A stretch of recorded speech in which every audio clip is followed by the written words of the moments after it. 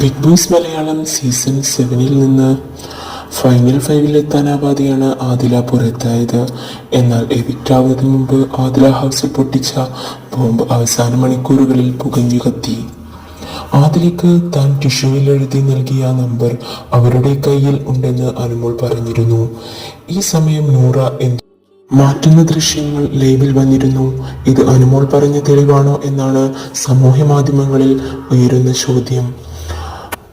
അനുമോൾ തനിക്ക് PR-ന്റെ നമ്പർ എഴുതി നൽകിയതായും എവിക്റ്റായി പുറത്തു പോയാൽ ഈ നമ്പറിൽ വിളിച്ച് അക്ബറിനെതിരെ പ്രവർത്തിക്കണമെന്ന് പറഞ്ഞതായുമാണ് ആദില വെളിപ്പെടുത്തിയത്.